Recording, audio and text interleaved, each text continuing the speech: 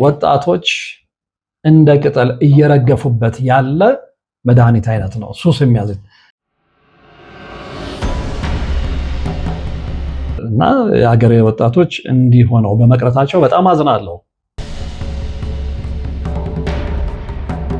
በመርፌ ስንወጋው ሉሲፈር ንጉሴ ነው እያልን ነው የምንወጋው።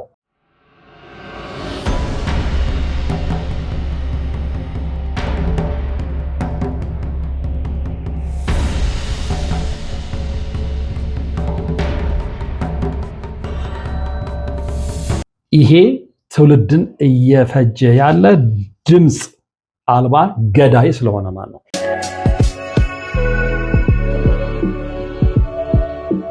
ሰላም ጤና ይስጥልን። በሀገር ውስጥና በመላው ዓለም ትገኙ ቻናል የተከታታዮች ይኸው ዛሬም እግዚአብሔር ፈቅዶ ተገናኝተናል። የምንገኘው በአማራጭ ቻናላችን ወርቅ አፈራው 2 ላይ ነው። በእርግጥ እዚህ ቻናል ላይ ፕሮግራም ከለቀኩ ቆይቻለሁ በሁኔታዎች አለመመቻቸት።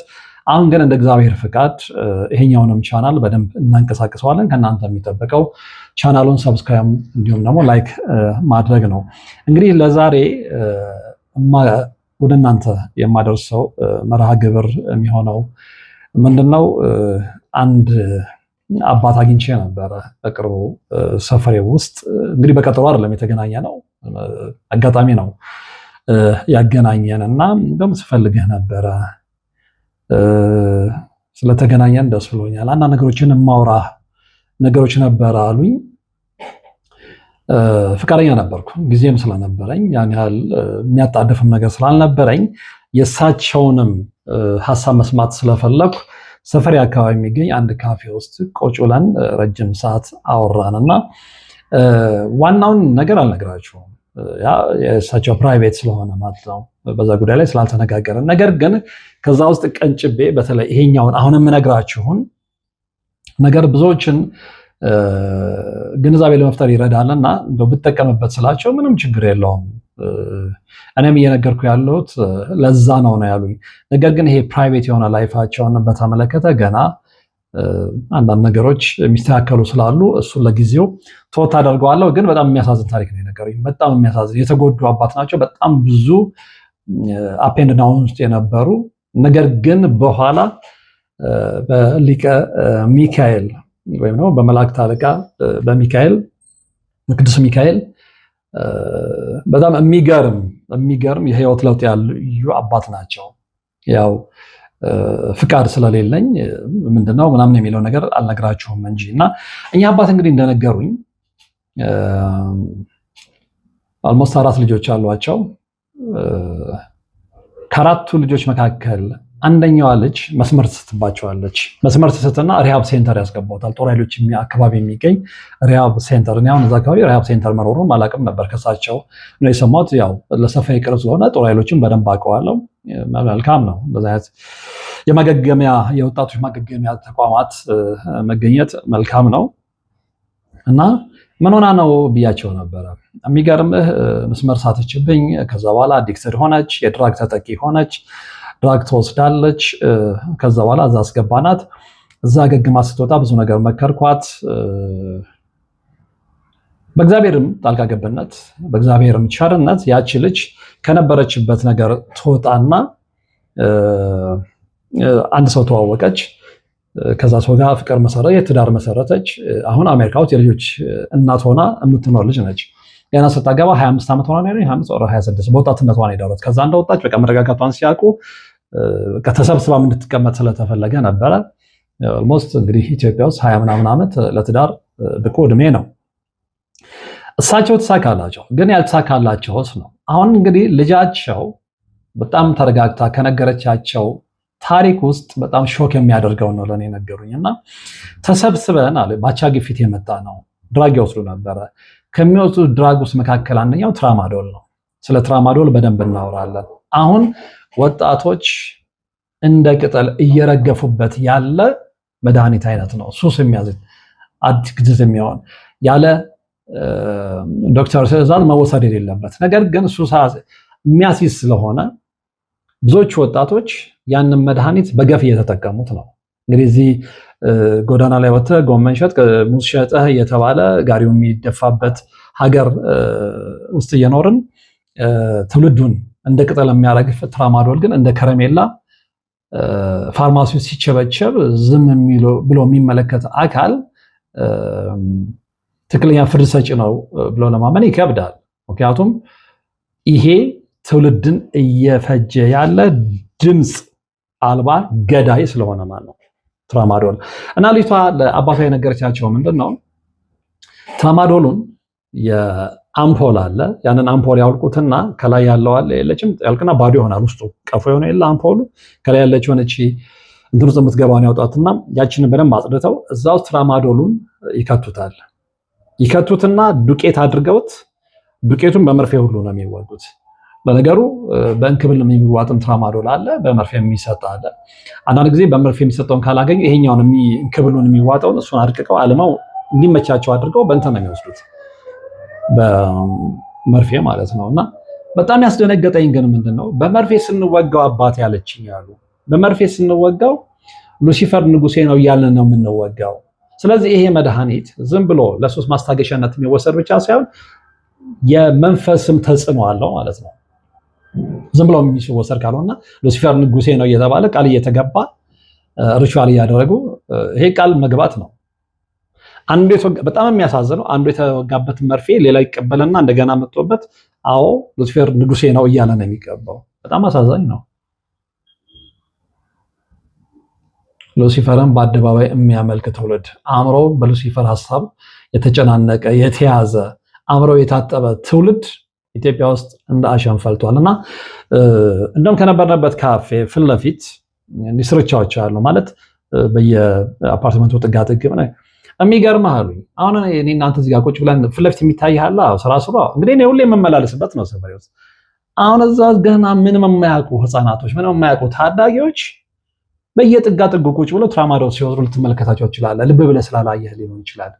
አንዳንዶቹ መድኃኒቱ ባሳደረባቸው ተጽዕኖ አልጋቸው ላይ እንደተኙ የሚቀሩ ናቸው፣ የሚሞቱ ናቸው ማለት ነው። ስለዚህ በድምፅ አልባው ገዳይ መድኃኒት በገፍ እያለቁ ነው እና የሀገሬ ወጣቶች እንዲህ ሆነው በመቅረታቸው በጣም አዝናለሁ እና እኛ ከምናሰብ እንግዲህ እኛ አባት ሲናገሩ ልጃቸው ከነገረቻቸው ላይ ተነስተው በርካታ ወጣት ብዙዎች በማያውቁበት ሁኔታ እንደ ቅጠል እየረገፈ ነው በዚህ መድኃኒት አማካኝነት ማለት ነው። እና አንዳንዶቹ በጣም ሱሱ እየጨመረባቸው ሲሄድ የሚገርማችሁ እፍኝ ሙሉ ትራማዶል የሚቀመዋሉ። እፍኝ ሙሉ እንደውም ሪሃብ ሴንተር ውስጥ ሆነን አለቻቸው ልጅቷ ስትናገር ታብሌቱ ሲሰጠን ታብሌቱ ቶሎ ስለማይረካን መርፌ እንድንወጋ ነበር፣ በመርፌ ስጡን ነበር የምንለው። እንግዲህ የሪሃብ ሴንተሩ አሰራር ይመስለኛል እና ከዚህ ውስጥ የገቡ ልጆችን ለማውጣት ጥቂት እነሱ ሰውነታቸው የሚፈልገውን አእምሯቸው የሚፈልገውን መድኃኒት ይሰጧቸዋል። አይ ቲንክ አሰራሩ እንደዛ ይመስለኛል። እና ሁሌም ልጆቹ ቅድሚያ የሚሰጡት ወይም ደግሞ እነዛን ሪሃብ ሴንተር ውስጥ ያሉ ባለሙያዎችን የሚለምኗቸው በመርፌ እንዲሰጧቸው ነበረ። በጣም ሱሰኞች ስለሆኑ ማለት ነው። እና በዛ መድኃኒት መከልከል ባለበት መድኃኒት ፋርማሲ ውስጥ እንደ ከረሜላ በሚሸጥ መድኃኒት ለትውልድ የሚገዳው አካል ቢኖር ፋርማሲዎች ውስጥ እየገባ ሌላውን ነገር እየተቆጣጠሩ አይደለ እንዴ? በየኬክ ቤቱ በር ላይ እየቆሙ ብዙ ነገሮችን እየተቆጣጠሩ አይደለ? ስለዚህ ፋርማሲ በር ላይ ቁጭ ብለው ወይም ደግሞ ቆመው ለትውልድ የሚገዳቸው ከሆነ እንደዚህ አይነት መድኃኒት የሚሸጡ የፋርማሲ ባለቤቶችን ሊቀጡ ይገባል። ምክንያቱም ትውልድ እያለቀ ስለሆነ ማለት ነው። የሆነ ሆነና ወጣቶች በዚህ ሰዓት ላይ ሉሲፈር ንጉሴ ነው እያሉ የሚወጉት ትራማዶል መድኃኒት ምንድን ነው የሚለውን ነገር በደንብ እንድንመለከት እፈልጋለሁ። በተለይ ወላጆች እዚህ ላይ ጥንቃቄ ልታደርጉ ይገባል። የልጆቻቸውን ቦርሳ ስትፈትሹ እንደዚህ አይነት መድኃኒት የምታገኙ ከሆነ ልጆቻቸው አዲክትድ ሆነዋል። አትጠራጠሩ። ብዙዎቹ የጫተን የሄሮይን ሌሎችም አሳዢ እጾችን ያህል ትራማዶል በኢትዮጵያውያን ወጣቶች ብቻ አይደለም። አንድ የጥናት ውጤት አሳያቸዋለሁ። የሕክምና ባለሙያዎችን በዛ ተለክፈዋል እና እሱን እንመለከታለን። እንግዲህ መጀመሪያ እንድንመለከት የፈለኩት የበለጠ ግንዛቤ ይሰጠናል ብዬ በማሰብ ቢቢሲ በአንድ ወቅት አጋርቶት የነበረውን ጽሁፍ ነው። ምንድነው የሚለው? ሃናን ስሟ የተቀየረ አንድ ሰሞን ትራማዶል የተሰኘው መድኃኒት መጠቀም ጀምራ እንደነበር ትናገራለች። ይሄ እንግዲህ የቢቢሲ ዘገባ ነው። እናቷ መቀለ ከተማ የመድኃኒት መሸጫ ፋርማሲ አላቸው። ለመጀመሪያ ጊዜ ትራማዶሉን የወሰደችው እንደው ህመሟን ቀለል እንዲያደርግላት በማሰብ እንጂ ጎንዮሽ ስሜቱን በማሰብ አልነበረም። መጀመሪያ ሳላውቅ ነበር የዋጥኩት። ከፍተኛ ራስ ምታት አሞኝ ለሱ ማስታገሻ እንዲሆነኝ ነበር የወሰድኩት ትላለች። ነገር ግን ከጥቂት ደቂቃ በኋላ ስሜቷ ይቀያየር ጀመር። ምንጩን የማታውቀው የደስታ ስሜት ይወራት ያዘ። ከትንሽ ደቂቃ በኋላ ማላውቀው አይነት ደስታ የተሰማኝ መጣ። ግራ ተጋባው። ምን ሆኜ ነው? ቤት ምን እየጠበቀኝ ነው? ደሞዝ ሊገባ ነው? ምንድን ነው? ብቻ የደስታው ከየት የመጣ እንደሆነ ሊገባኝ አልቻለም። ሃናን ይህን የደስታ ስሜት ከየት እንደመጣ ማሰላሰል ያዘች። እድሜ ለቴክኖሎጂ ጎግል ወደ ተሰኘው የመረጃ ቋት አመራች። ይሄኔ ነው መጣው ሳይል የመጣው የደስታ ስሜት የትራማዶል ውጤት እንደሆነ የተረዳችው። መቀለ መድኃኒቱ በሁለት እንደሚከፈል ትናገራለች። የጀርመንና የሀገር ውስጥ። ልክ ይሁን አይሁን ባላውቅም የጀርመን ብለን የምንገዛው የበለጠ የከፍታ ስሜት ውስጥ ይከታል ብለን እናምን ነበረ። ለሁለተኛ ጊዜ ገዝቼ የሞከርኩት።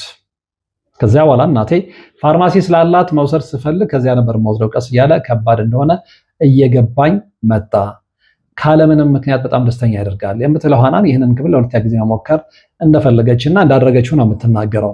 ሃናን መድኃኒቱ ወደ ሱስ ከመቀየሩ በፊት ራሷን ከትራማዶል አራቀች።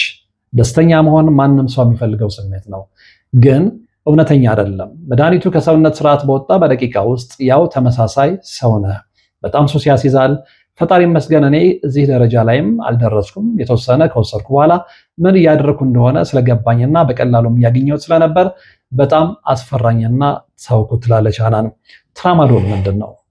በፈረንጆቹ 2017 እንግሊዛዊቷ ላውራ ፕላመር 300 ፍሬ ትራማዶል ወደ ግብፅ ይዛ ስትገባ በመያዟ በካይሮ መንግስት የ3 ዓመት እስራት ተፈረደባት። የግለሰቧ ከርቸሌ መውረድ በርካታ እንግሊዛውያንን ቢያስደነግጥም ጉዳዩ በግብፅ ያለው የሚሊዮኖች ችግር የሆነው ትራማዶል ሱስ እንዲጋለጥ ምክንያት ሆኗል። በርካታ ወጣቶች ከሱስ አሳጅ ኦፒዮድ መድኃኒቶች ተርታ የሚመደበው ትራማዶል የተሰኘውን እንክብል በተለያየ ምክንያት መውሰድ ይጀምራሉ። ትራማዶል የተሰኘውን ኪኒን የሚውጡ ሰዎች ሁሉም ነገር ማድረግ የሚችል ያህል ይሰማኛል፣ ሁሉንም ነገር ያስረሳኛል ይላሉ።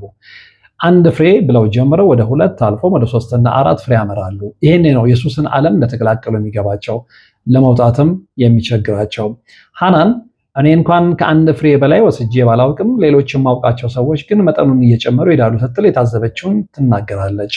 ትራማዶል ዋጋው ኪስ የማይጎዳና መካከለኛ ህመም ለማስታገስ ጥቅም ላይ የሚውል መድኃኒት ቢሆንም ልክ እንደ ሌሎች የኦፒዮድ ቤተሰቦች ተጠቃሚዎችን ሱስ ላይ የሚጥል ነው። በኢትዮጵያ ብቸኛው የአእምሮ ስፔሻላይዝ ሆስፒታል የሚሰሩት ዶክተር ዮናስ ላቀው ትራማዶል ሱስ አምጪ ከሚባሉ የመድኃኒት አይነቶች አንዱ መሆኑን ይናገራሉ። እነዚህ መድኃኒቶች የሚያስከትሉት ሱስ ከባድ ነው። ከሌሎች የኦፒዮድ መድኃኒቶች አንጻር ስናየው ትራማዶል ጠንካራ የሚባል አይደለም የሚሉት ባለሙያው እኒህን ክብሎች የማነቃቃት ስሜት ስላላቸው አንዳንድ ሰዎች ለዚህ ሲሉ እንደሚወስዷቸው ይናገራሉ። ለምሳሌ ሞርፊን በጽኑ ሕክምና ክፍል ውስጥ በማንኛውም ሆስፒታል በቀላሉ የሚገኝ እንዳልሆነ የሚናገሩት ዶክተር ዮናስ ከዚህ አነስ ያለው ፔቲዲን የተሰኘው መድኃኒት በአብዛኛው የጤና ባለሙያዎች ዘንድ የሚዘወተር እንደሆነ ይገልጻሉ። በእነዚህ መድኃኒቶች ሰርታ መጨረሻ ላይ የሚገኘው ትራማዶል ከሌሎች ሲነጻጸር የሚያስከትለው ጉዳትና ሱስ የማስያዝ አቅሙ ዝቅተኛ ነው ይላሉ። እንደዚያም ሆኖ ግን ሱስ የመሆን እድል አለው። ወጣቶች በተለያየ ምክንያት ሲወስዱት ይታያል። ፋሽንም ሆኗል። ለመነቃቃት በማለት ወጣቶች ሲወስዱት እንሰማለን። ኦፒዮድ ምንድን ነው? ኦፒዮድ በኮዴን ጨምሮ ሄሮይን እስከተባለው ህገወጥ እጽ ድረስ መድኃኒቶችን የሚያካትት ነው። እነዚህ በሐኪም የሚታዘዙ ኦፒዮዶች በዋናነት ለህመም ማስታገሻነት ያገለግላሉ። እነዚህ መድኃኒቶች ሲወሰዱ በአእምሯችን ውስጥ ካሉ የኦፒዮድ ተቀባይ ሴሎች ጋር በመተሳሰር ህመም እንዲሰማን የሚያደርገውን ስሜት በመዝጋት የደስታን ስሜት ከፍ ያደርጋሉ። በጣም ጠንካራና በሐኪም ትዕዛዝ ብቻ ከሚገኙ የኦፒዮድ አይነቶች መካከል ሞርፊን፣ ትራማዶል፣ ፌንታኒል፣ ሜታዶይን፣ ዲያሞርፊን፣ አልፌታኒል እንደሚገኙበት ዶክተር ዮናስ ያስረዳሉ። ኦፒዮዶች ከቀላል እስከ ከባድ ህመም ለማስታገስ ጥቅም ላይ ይውላሉ። እንደ አስፕሪን፣ አይቡፕሮፊን እና ፓራስታሞል ያሉ የህመም ማስታገሻዎች ለተወሰነ ጊዜ ህመም ብቻ እንዲወሰዱ ይመከራል። ትራማዶል እና ሌሎች የኦፒዮድ መድኃኒቶች ስቃይ ህመምን ያስታግሳሉ። ነገር ግን የጎንዮሽ ጉዳት አላቸው። ከነዚህ መካከል አንዱ ሱስ ነው። እነዚህ መድኃኒቶች አንዳንድ ሰዎች ላይ በእንግሊዝኛ ዩፎሪያ የሚባለው ደስታ የሚያጎናጽፍ ስሜት ይፈጠርባቸዋል። ሱሰኛ የህክምና ባለሙያዎች በነገራችን ላይ ታዳጊዎችን ብቻ ሳይሆን የህክምና ባለሙያዎች እራሳቸው በእነዚህ መድኃኒቶች አማካኝነት ሱሰኛ እንደሆኑ ይፋ ወጥቷል። ዶክተር ዮናስ ላቀው ለህትመት ካበቋቸው መጽሐፍት መካከል አንደኛው የሆነው የአማኑኤል ሆስፒታል ታሪኮች 12 አጫጭር ታሪኮችን አዝሏል። ዶክተሩ በዚህ ስራቸው አንድ ልብ ወለዳዊ ህክምና ባለሙያ በመርፌ የሚወሰድ የህመም ማስታገሻ ሱሰኛ ሆኖ ህይወቱ ሲመሰቃቀል ያስነብባሉ። የህክምና ባለሙያዎች በብዛት የሚወስዱት የህመም ማስታገሻ ፔቲድን የተሰኘው እንደሆነ የሚናገሩት ዶክተር ዮናስ የመድኃኒት ከፍተኛ ቁጥጥር የሚደረግበት እንደሆነ ያስረዳሉ።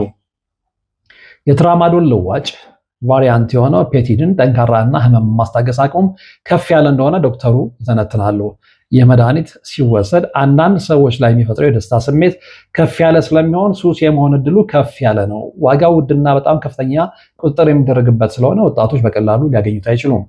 አእምሮ ውስጥ ለውጦች ስለሚከሰቱ ማንኛውም ደስታ የሚያመጣ ነገር ሱስ የመሆን አቅም እንዳለ የሚናገሩት ባለሙያው ከተወሰነ ጊዜ በኋላ ግን ደስታው ቀርቶ ሰውነታችን ለመንቀሳቀስ የለመደውን ነገር መጠየቅ ይጀምራል። ደስታው ከተወሰነ ጊዜ በኋላ ይቆማል። ይሄን ሰዎች የዊዝድሮዋል ምልክት ያሳያሉ። ለምሳሌ ትራማዶል የለመዱ ሰዎች ይህንን መድኃኒት ካልወሰዱ ደስታ ይርቃቸዋል። ምቾት የሚነሳ አካላዊ ለውጥ ያሳያሉ። ላብ፣ ብስጭት፣ ጭንቀት ወይም መከፋት ይታይባቸዋል። ስነ ልቦናዊ ለውጦች ያመጣሉ። ስሙ እንዳይጠቀስ የጠየቀ አንድ የመንግስት ጤና ጣቢያ የሚሰራ የፋርማሲ ባለሙያ የህክምና ባለሙያዎች ትራማዶል እና ሌሎች መሰል መድኃኒቶችን መጠቀማቸው የአደባባይ ሚስጥር ነው ይላል። የህክምና ትምህርት ጀምራ እንደነበር የምትናገረው ሃናንም እንዲሁ ዶክተሮችና ነርሶች ካለባቸው ጫና አንጻር ትራማዶል እና ሌሎች የኦፒዮድ መድኃኒቶችን እንደሚወስዱ አውቃለሁ ትላለች። የመንግስት ምላሽ ምንድን ነው? አብዛኛዎቹ የአፍሪካ ሀገራት ትራማዶልን ያለ ሐኪም ትዕዛዝ እንደሚሰጡ የተባበሩት መንግስታት የመድኃኒት ቁጥጥር ቢሮ ጥናት ያሳያል። ይህ ትራማዶል በተሰኘው የህመም ማስታገሻ በብዛት ወደ አፍሪካ የሚገባው ከእስያ ሀገራት ነው። ማሊ፣ ቤኒን፣ ግብፅ እና ሞሮኮ ሱስ የሚያስይዝ መድኃኒት በኢሲያ በብዛት የገባባቸው የአፍሪካ ሀገራት ናቸው። ከኢሲያ በብዛት የገባባቸው የአፍሪካ ሀገራት ናቸው። ምንም እንኳን ለህመም ማስታገሻ የሚሆኑ የኦፒዮድ መድኃኒቶች አፍሪካ ውስጥ ብዙም ባይገኙም ትራማዶል ግን ከቅርብ ጊዜያት ወዲህ እየጎረፈ ይገኛል። ወጣቱ የፋርማሲ ባለሙያ አሁን አገልግሎት የሚሰጥበት የመንግስት ጤና ጣቢያም ከተቀጠረ ከ1 ዓመት በላይ እንደሆነውና በዚህ ጊዜ በርካታ ወጣቶች የትራማዶል ሱሰኛ ሆነው እንደተመለከተ ይናገራል። የፋርማሲ ባለሙያው አክሎ እንደሚናገረው ወጣቶች ይህን መድኃኒቶች ከሌሎች ሱስ አምጪ እጾች፣ ጫት፣ አልኮል ጋር አብረው እንደሚጠቀሟቸው አስተውሏል። መድኃኒት ብዙም ውድ አይደለም የሚለው ወጣቱ የፋርማሲ ባለሙያ እሱ በሚያገለግልበት ጤና ጣቢያ 10 ፍሬ የሚይዘው እሽግ 12 ብር ከ50 ሳንቲም ነው የሚሸጠው።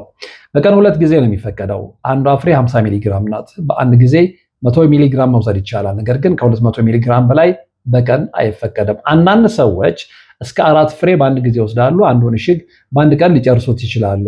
ኢትዮጵያ ውስጥ ይህ መድኃኒት በተለይ በታዳጊው ዘንድ ሱስ እየሆነ መምጣቱ አሳስቦኛል ያለው የምግብና የመድኃኒት ቁጥጥር ባለስልጣን አዲስ መመሪያ አውጥቶ ነበር። የባለስልጣኑ የምርት ደህንነት ዳይሬክተር አስናቀች አለሙ እንግዲህ ይሄ ኦልሞስት ከ2-3 ዓመት በፊት የሆነ ነው። ምናልባት እኚህ ባለሙያ አሁን ቦታቸውን ለቀውም እዛ ቦታም ላይ ሊሆኑ ይችላሉ ያስባለሁ። መስሪያ ቤታቸው ጥናት ከሰራ በኋላ ጠበቅ ያለ መመሪያ ማውጣቱን ለቢቢሲ ተናግረዋል። ትራማዶል ያለ አግባብ ጥቅም ላይ የዋለ እንዳለ ጥናታችን አሳይቷል የሚሉት ዳይሬክተሯ ባለስልጣን መስሪያ ቤቱ የትራማዶል የተሰኘው መድኃኒት ያለማዘዣ ከሚሸጡ መድኃኒቶች ዝርዝር ውስጥ እንዲወጣ መመሪያ አውጥቷል ሲሉ ነው የተናገሩት። ከዚህ ዝርዝር መውጣቱ ብቻ ሳይሆን ልዩ ዓለም አቀፍና ሀገር አቀፍ ቁጥጥር ከሚያስፈልጋቸው መድኃኒቶች ተርታ መካከል እንዲመደብ መደረጉንም ነው ኃላፊዋ በወቅቱ የገለጹት። ኢትዮጵያ ናርኮቲክና ሳይኮትሮፒክ የተባሉ የመድኃኒት አይነቶች ከፍተኛ ቁጥጥር የሚደረግባቸው መድኃኒቶችን ስምምነት ተቀብላለች የሚሉት ዳይሬክተሯ መድኃኒቱ ከዚህ በኋላ ወደ ሀገር ቤት ሲገባም ሆነ ሀገር ውስጥ ሲመረጥ ልዩ ፍቃድ የሚያስፈልገው ነው የሚናገሩት። እንግዲህ ይሄ መድኃኒት ነው ከልጆችም አልፎ የሕክምና ባለሙያዎች ላይ ሳይቀር ተጽዕኖ እያሳደረ የመጣው። ልጆቹ ላይ የበለጠ የሚከፋው ግን መድኃኒቱን መውሰዱ በመድኃኒቱ ህይወታቸውን ማጣታቸው፣ እንደ ቅጠል መርገፋቸው ብቻ ሳይሆን ያለምንም ተከታታይ ሲወጉት ሉሲፈር አምላኬ ነው የሚለውም ከዛ ጋር አብሮ መታየት መቻል አለበት። ስለዚህ ሴጣን አምልኮ፣ ግብረ ሰዶማዊነቱ፣ ይሄ መድኃኒት የወሰደ መነበዙ፣ እንዲህ አይነት ነገሮች በደንብ እየተስፋፉ መጥተዋል። ማነው ሀይ የሚለው እንግዲህ በተለያየ ጊዜ ደጋግመን ተናግረናል። የሚሰማ ስላጣን እንግዲህ ነገሮች ከመቀነስ ይልቅ ችግሮች እየተባባሱ መጥተዋል እና እዚህ ላይ ከመቼውም ጊዜ በላይ ወጣቶች ልጆቻቸው ላይ ሊሰሩ ይገባል። ልጆቻቸውን ማትረፍ የሚፈልጉ ከሆነ ማለት ነው እንጂ ስለ ትራማዶል ካወራን ብዙ በዚህ ጉዳይ ላይ የተሰሩ መራግሮችን መመልከት ትችላላችሁ እና ምን ያህል አደገኛ እንደሆነ ምን ያህል ወጣቶችን እየጎዳ እንደሆነ በደንብ መመልከት ይቻላል። ከዚህ ውጭ እንግዲህ ዶክተር መስፍን በኃይሉ የተባሉ ባለሙያም ይሄን በተመለከተ አንድ ጽሑፍ አጋርተው ነበር። እሱንም ጽሑፍ ብንመለከት ይጠቅመናል ብዬ ነው የማስበው። እንግዲህ የወጣቶችን ጤና እያመሰቀለ ያለው መድኃኒት ትራማዶል ይሉና ትራማዶል የሚባለው የህመም ማጥፊያ መድኃኒት ያለ አግባብ በወጣቶች ኪስ ተዘውትሯል። ከ8ኛ እስከ 12ኛ ክፍል ያሉ ተማሪዎች ልብ አድርጉ። ከ8ኛ እስከ 12ኛ ክፍል በጣም ታዳጊዎች ናቸው ያሉ ተማሪዎች በዚህ መድኃኒት ሱስ ተለክፈዋል። መድኃኒቱን ያለበቂ ምክንያትና ተዘውትሮ ሲወሰድ ወደ ሱስነት ይሸጋገራል። አንድ የገጠመኝ ተማሪ በቀን 26 ትራማዶል ኪኒን መውሰድ ደረጃ የደረሰ ነበር። እንግዲህ አንድ ተማሪ በቀን 26። ስለዚህ እነዚህ ልጆች በተኙበት ቢቀሩ ለተለያየ ተጓዳኝ ችግሮች ቢጋለጡ ምንም የሚያስገርም ነገር የለውም እና እንግዲህ አዶ ነው ምን እንደሚባል አንዳንድ ጊዜ ግራ ቃላት የሚያጥራቸው ጊዜ አለ፣ ግራ የሚገባቸው ጊዜ አለና ከመቼውም ጊዜ በላይ በድምፅ አልባው ገዳይ የሚያልቁ ወጣቶች ዛሬም ድረስ በየስራ ስሩ፣ በየጉድጓዱ፣ በየስርቻው ሉሲፈር ንጉሴ ነው እያሉ የሚወጉት ትራማዶልን ብቻ አነሳን እንጂ ከዚህ ጋር ሌሎችም ሄሮይንም ሌሎችንም መድኃኒቶች ሊወጉ እንደሚችሉ ይገመታል እና እኔን ወጣቶች ማን ነው የሚያድናቸው? ለእነዚህ ወጣቶች ማን ነው ኃላፊነት የሚወስደው? እንደ ዜጋ ወይም ደግሞ አንድን ሀገር እንደሚመራ ለዜጋው የሚያስብ አካል የለም ወይ? ስለዚህ በየጊዜው በተኙበት በዛው እንዲቀሩ እንፈቅዳለን ወይ? እና ችግሩ በጣም አሳሳቢ ስለሆነ ያው የተለመደ ስለሆነ ነው የሚመለከተው አካል የምንለው እንጂ ያው ለውጥ እንደማይመጣ ምንም ጥርጥር የለንም። ነገር ግን ወጣቶች እባካችሁ እንዲህ አይነቱ ሱስ አስያዥ መድኃኒት ምንም የሚጠቅማቸው ነገር የለም። ነፍሳችሁን ያሳጣችኋል። ነፍሳችሁን የሚያሳጣችሁ ግን በምድር ብቻ ሳይሆን በሰማይ ቤትም ስለሆነ እባካችሁ ጥንቃቄ አድርጉ። እባካችሁ የህይወት አቅጣጫችሁን ቀይሩ። እባካችሁ ከድድብና ውጡ። አሁን አንዳንዶች እንደሚሉት ድድብ ብሎ ህይወትን ማዳን አይቻልም። ድድብ ብሎ ለጊዜው ረብጣ ገንዘብ በቃ ዝም ብሎ ቫይራል በሆነ ነገር ገንዘብ ማግኘት ይቻል ይሆናል። እሱ ግን ዘላቂነት የለውም እና ቆም ብላችሁ ልታስቡ ይገባል የሚለው ማሳረጊያ መልእክቴ ነው። እንግዲህ ሁለተኛው ቻናል ላይ ነው ያለ ነው። በቀጣይም በዚህ ቻናል ላይ የተለያዩ ቁም ነገር ያላቸውን ይዘቶች እለቃለሁ። ስለዚህ ሰብስክራይብ እና ላይክ ማድረጉን እንዳትረሱ። አብራችሁ ስለነበራችሁ አብራችሁ ስለምትሆኑም ከልብ አመሰግናለሁ። የዛሬው መርሃ ግብር የተከታተላችሁ ነበር። በቀጣይ በሌላ መርሃ ግብር እንገናኛለን። እስከዛው ግን ባል ያላችሁበት ሰላም